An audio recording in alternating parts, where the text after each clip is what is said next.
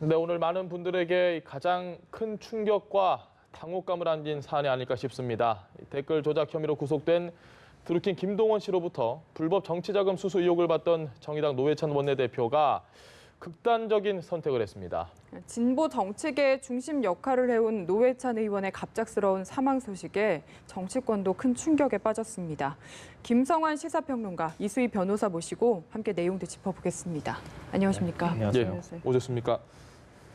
상당히 좀 마음이 무겁습니다. 우리 정치사에 또 한 번 이런 안타까운 사건이 발생을 했는데 그래도 저희가 이야기를 좀 해봐야죠. 노회찬 의원 미국 출장에서 돌아온 지 하루 만에 지금 이런 선택을 했습니다. 이게 뭐 5개 원내대표단하고 함께 방미를 한 거 아니겠습니까? 예. 3박 5일 일정으로. 근데 당초 하루 일정이 더 연기될, 그러니까 더 긴 게 돼 있을 것으로 예상이 됐었는데 예. 그때 김성태 원내대표 일정 때문에 급히 하루를 당겨서 기고를 했어요. 그래서 김성태 원내대표가 마음이 굉장히 안 좋았던 모양인데요. 예. 왜냐하면 본인 때문에 다른 사람이 일정을 당기는 것에 대해서 미안한 마음에 맥주도 한 잔 먹기도 하고 또 와인도 같이 나누면서 과거 노동운동을 했던 시절의 얘기들을 회고를 했다고 합니다. 예. 근데 일정 내내 별로 표정이 좋지 않다가 그 자리에서는 좀 웃는 모습을 보였다 그래요. 그래서 김성태 원내대표가 마지막으로 가는 길 내가 술 한 잔 사준 것 같다 이런 식의 이제 표현을 사용하기도 했는데요. 아마 정치인들 입장에서 또 특히 진보 정치를 했던 분들 입장에서는 굉장히 충격적인 일이 아닐 수가 없을 것 같습니다. 특히 이제 노회찬 원내대표가 사실은 한국의 진보 정치의 그 척박함 속에서 예. 대학생 시절부터 반독재 투쟁하고 또 노동운동에 헌신하고 그리고 난 다음에 노동운동의 정치 세력화를 위해서 꾸준히 노력하고 그리고 민주노동당 때부터 시작해서 지금까지 힘겹게 지금 정의당까지 끌어오지 않았습니까?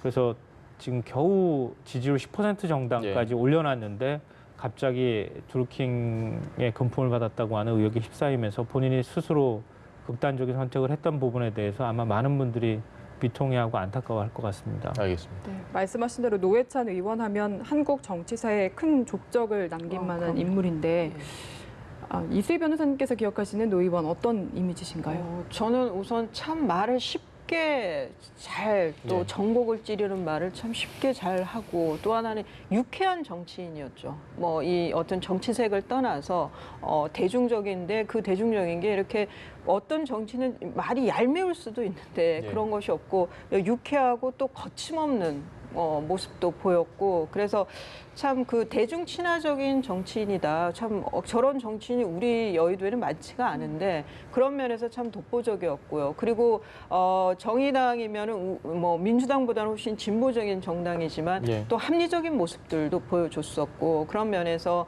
뭐 앞서도 제가 표현했지만 뭐 보면 좋은 유쾌한 정치인이었죠. 그런데 이 드루킹 특검의 경우에 애초에 저도 좀 놀랬던 것이 처음 이제 노회찬 의원이 계속 상위 검색어에 올라서 보면 김경수 경남도지사 때문에 뭐 저 김성태 원내대표가 단식까지 해가면서 얻어낸 특검법이었는데 처음에 김경수 도지사 문제가 아니라 노회찬 의원의 정치자금법 위반이 먼저 나왔어요. 아마 저는 김성태 원내대표가 이제 워싱턴에 방문해서 5당 그 원내대표끼리 방문했을 때 그런 부분이 좀 미안했을 것 같아요. 네, 그러니까 한마디도 이 그 드루킹 뭐 그 특검에서 그 얘기가 나온 의혹 제기가 나온 5천만 원에 대해서 얘기는 안 했지만 입안에 꺼내지는 않았지만 김성태 원내대표 입장에서는 참 이 같이 그 노동운동을 하면서 같은 노동운동에 약간 성향은 다르지만 김성태 원내대표는 한국노총이고 재야 운동 노동운동을 했던 분이죠. 그 노회찬 의원은 좀 성격은 다르다 하더라도 노동운동을 같이 했던 선후배로서는 서로 저는 김성태 원내대표가 속으로 참 좀 안타까웠을 것 같아요. 이런 그 좀 지뢰밭 뭐라 그럴까 전혀 불이타죠. 전혀 예상 못했던 지뢰가 나온 거였으니까. 그런데 그게 결국은 이런 아주 비극적인 결말로 간다고 결말이 나왔기 때문에 전 누구보다도 김성태 원내대표가 마음고생을 할 것 같은 생각도 들고 그런데 무엇보다도 이게 참 노회찬 전 의원이 뭐 이렇게 됐습니다마는 어찌 보면 참 별거 아닌 사건일 수도 있었어요. 본인으로서는 본인이 용서가 안 되고 본인으로서는 지켜야 될 것도 많았겠지만 이게 이제 그 돈은 받았지만 대가 관계가 없었다. 이 얘기는 정치자금법 위반이지만 뇌물은 아니다라는 취지거든요. 누구도 뇌물이라고 생각은 안 했었던 거예요. 이거는 그냥 정치자금법 위반 얘기만 나왔고 이게 법정형이 5년 이하 1,000만 원 이하인데 이걸로 뭐 실형 이 5천만 원이 작은 돈은 아닙니다만은 노회찬 의원이라고 했을 때 이게 실형이 나왔을까? 참 그러니까 본인 입장에서는 그 당에도 미안하고 여러 가지로 그 암담한 그 좀 미래에 대해서도 암담하긴 했겠지만 그래도 이런 비극적 선택은 하지 않으셨으면 더 좋았겠다는 생각이 계속 알겠습니다. 듭니다. 저희가 뭐 짚고 넘어가기 좀 불편하긴 해도 그래도 이 혐의에 대한 이야기는 차차 이야기를 좀 해봐야 될 것 같습니다. 그 전에 평론가께서 기억하는 노회찬 의원은 어떤 인물인가요? 저뿐만 아니라 우리나라 많은 국민들이 노회찬 의원 하면 노의원이 말하면 속이 시원해지는 의원이라고 생각하실 거예요. 그 촌철살인 같은 비유법인데요. 그러니까 공수처 설립에 반대하는 여론이 나오니까 동네 불량배들이 파출소 생기는 거 뭐 싫어하는 거 같은 거랑 똑같다.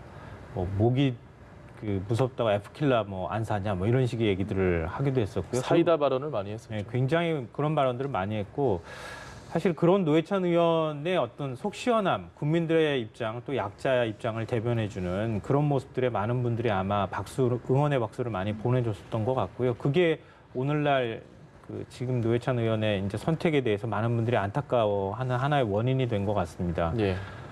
저는 이제 그런 부분 때문에 노회찬 의원이 스스로가 더 견디기 어려웠을 거라는 생각이 듭니다. 근데 여기에는 이제 정치 현실이라고 하는 측면에 낄 수밖에 없는데요.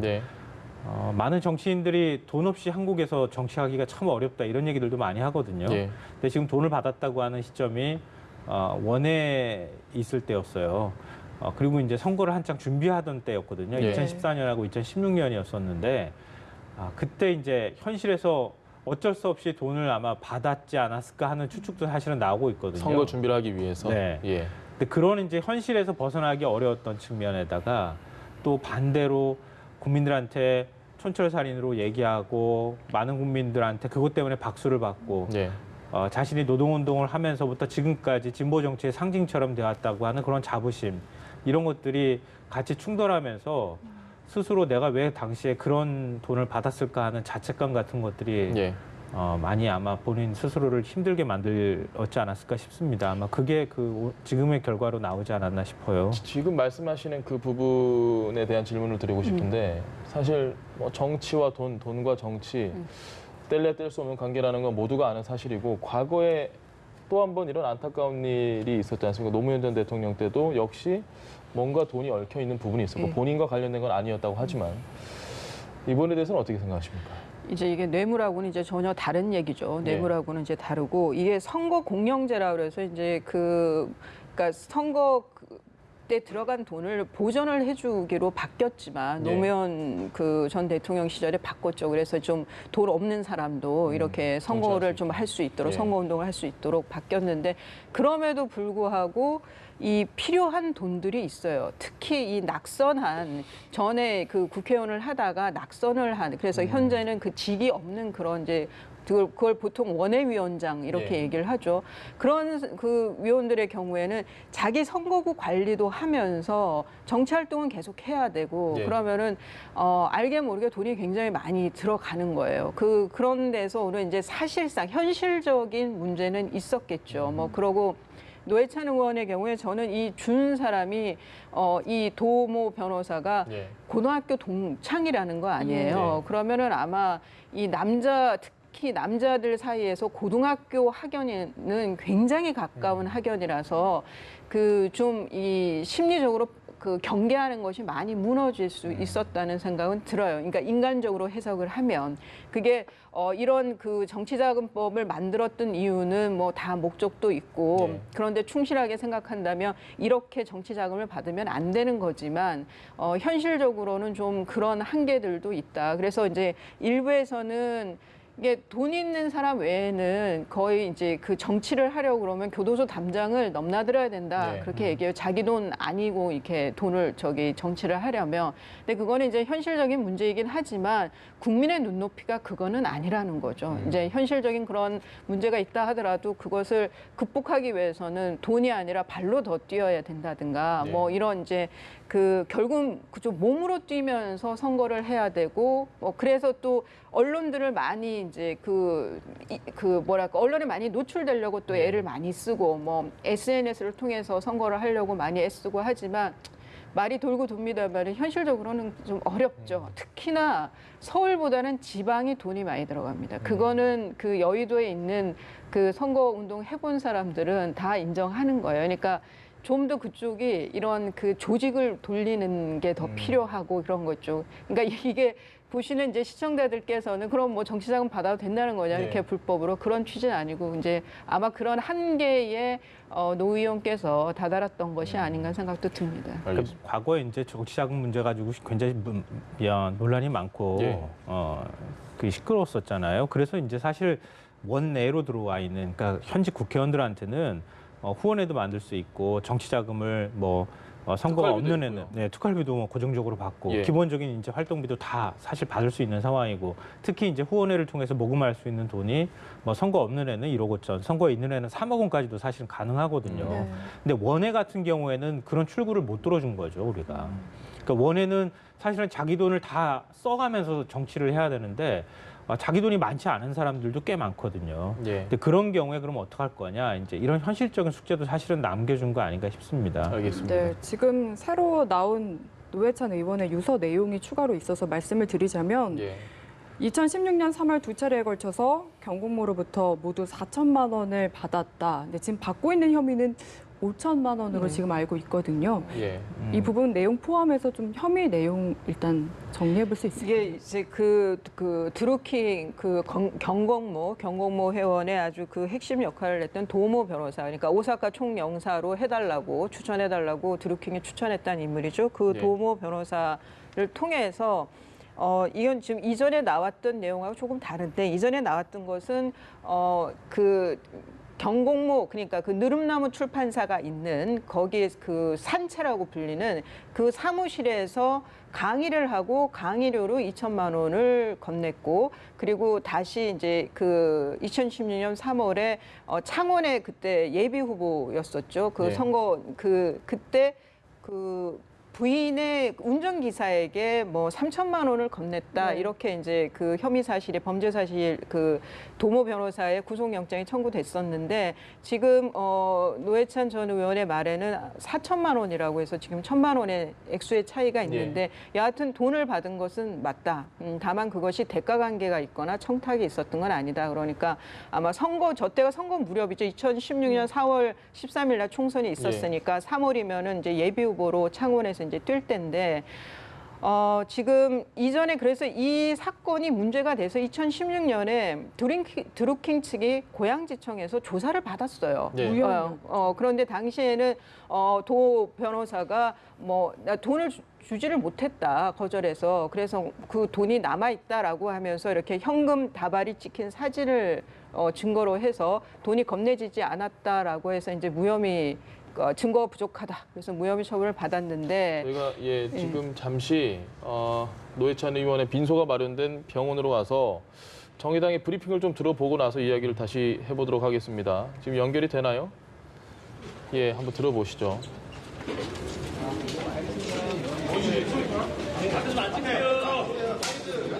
신촌 세브란스 병원이고 노회찬 의원이 네, 정의당 대변인 최석입니다.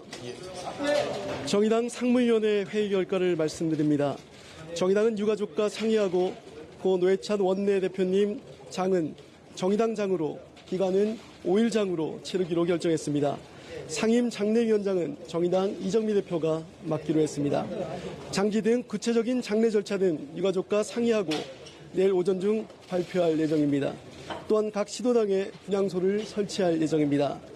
고 노회찬 원내대표님의 유서를 공개합니다. 2016년 3월 두 차례에 걸쳐 경공모로부터 모두 4천만 원을 받았다. 어떤 청탁도 없었고 대가를 약속한 바도 없었다.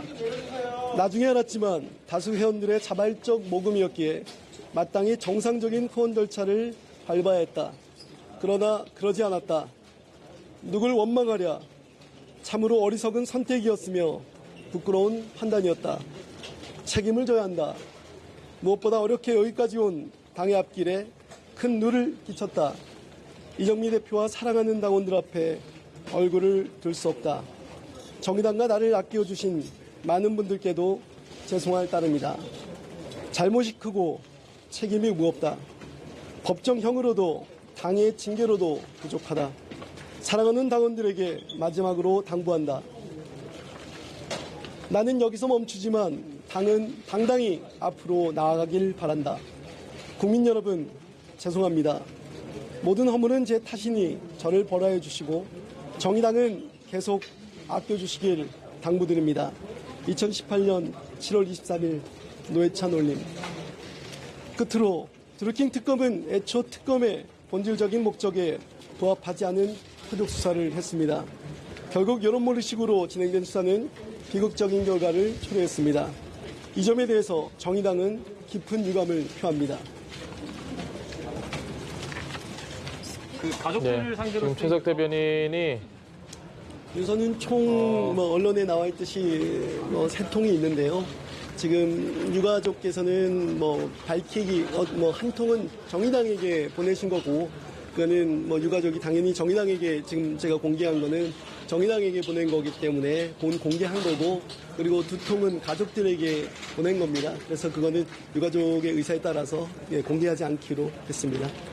왜 두 통이나 있는 거죠? 유가족께 보내는 게 왜 두 통이 어떻게 내용이 다른지 말씀해 주시죠. 당에게 노회찬 원내대표님께서 말씀하신 거는 지금 공개한 내용이고, 가족들에게 할 말은 당연히 개인적인 것이니까 더 구체적이고 도 많지 않을까요? 네. 세 통이라는 얘기 있는데. 세 통입니다. 세 통. 내 장인 거죠. 내장. 예, 장을 얘기한 게 아니라 어쨌건 세 통이니까. 예. 그럼 정의당을 상대로 쓰인 유서. 그게 두 장짜리 문서입니다. 예. 그래서 네 통이라고 그런 거 아니에요. 전 전에 당에 따로 연락을 하신 게 상무위원회 이렇게 위원들이 참석하실 때 참석한다 불참한다 이렇게 통상적으로 연락을 하거나 그러지는 않습니다. 네. 마지막 연락은 좀 당에서 어떤 분께서 받으셨을까요? 특별하게 연락을 했다라는 그런 정도는 없습니다. 네. 네? 일단은 장내 상임위원장으로 정의당 이정미 대표님께서 상임 장례위원장으로 하시고. 네, 지금 최석 대변인의 브리핑을 저희가 들어봤는데요. 많은 이야기들이 있었습니다. 일단 노회찬 의원의 유서가 공개가 됐습니다. 모두 세 통인데 두 통은 가족에게, 그리고 한 통은 정의당에게 보낸 것이고, 그 정의당에게 보낸 그 유서만 현재 공개가 됐습니다. 네, 그리고 정의당 장으로 장은 치러지고 5일장, 그리고 장례위원장은 정의당의 이정미 대표가 맡는다는 내용도 알려졌고요. 예. 각 시도당에 분향소가 설치될 예정이라고 합니다. 모든 허물은 내 탓이니 나에게 이야기하라. 그리고 당원들에 대한 이야기도 했습니다. 당의 앞길에 큰 누를 끼쳤다. 사랑하는 당원들에게. 사실 저희가 개인적인 의견을 여기서 이야기하기는 부적절할 수도 있지만, 참 듣는 내내 뭔가 마음이 좀 짠한 건 어쩔 수 없는 것 같습니다. 세간이 그런 말이 있지 않습니까? 몇 억씩 받은 누구는 괜찮은데 예. 멀쩡하게 있는데 왜 그러느냐? 굳이 스스로 목숨을 던질 이유가 있었느냐? 예. 이런 이제 애정 어린 질책 같은 거, 아쉬움 이런 것들을 말씀하시는 분들이 많은데요.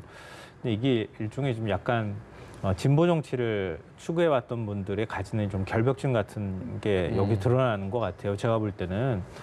그동안에 본인이 추구했던 이상, 예. 그 가치에 대해서 많은 국민들한테 얘기를 해왔고, 그것 때문에 국민들이 많은 기대를 또 해줬는데, 그것을 자신이 지키지 못했고, 그 약속을 어겼다고 하는 어떤 심리적 부담감, 이런 것들이 아마 상당히 컸었던 것으로 보이고요. 예.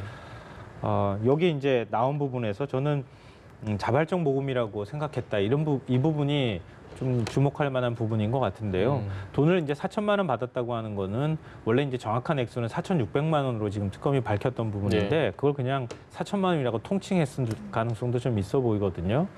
근데 뭐 4천만 원이든 액수가 얼마이든 간에 도 변호사가 가서 우리 회원들이나 사람들이 자발적으로 모금한 돈이다. 이건 괜찮다. 이렇게 설명했을 가능성도 있어 보여요.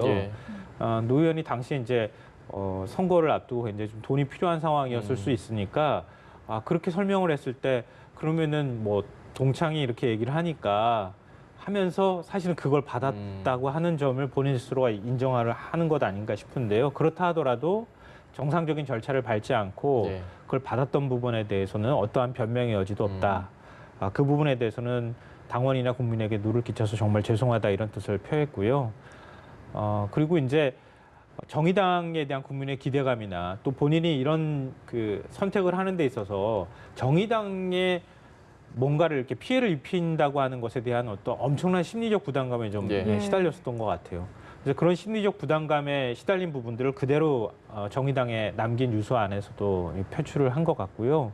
국민들께 죄송하다는 본인의 얘기를 하면서 정의당에 대한 지지를 거둬들이지 말아달라. 계속 지지를 해주십사 하는 것까지도 걱정을 하면서 생을 마감한 것 같습니다. 알겠습니다. 근데 어떤 경우라도 당에 누를 끼쳐 죄송하다는 게 저는 그 노회찬 의원 말씀하신 대로 노회찬 의원께서 이런 이제 극단적인 선택을 하는 데 있어서 개인적인 자책도 있지만 또 한편으로는 당을 위한 어떤 선택이 분명히 있었던 것 같아요. 그게 이제 심리적 부담으로 작용을 했겠지만은 그렇다 하더라도 본인의 생명을 이렇게 버리는 거는 아니다. 이거는 어떤 경우에도 이것이 좀 우리 그 좀 현대사에서 최근에 이런 일들이 좀 있는데 이거는 우리 그 정치권도 그렇고 어느 시민단체에서도 그렇고 어떤 조직을 위한 본인의 선택이 꼭 이렇게 극단적인 거는 저는 정말 이런 거는 삼가해야 된다는 말씀을 꼭 드리고 싶습니다. 이거는 정말 옳은 게 아닙니다. 네, 아마도 노회찬 의원을 사랑한 모든 분들이 안타까워하지 않을까 이런 생각을 가져봅니다. 네, 지금까지 김성환 시사평론가 그리고 이수희 변호사와 함께했습니다. 잘 들었습니다. 네, 고맙습니다.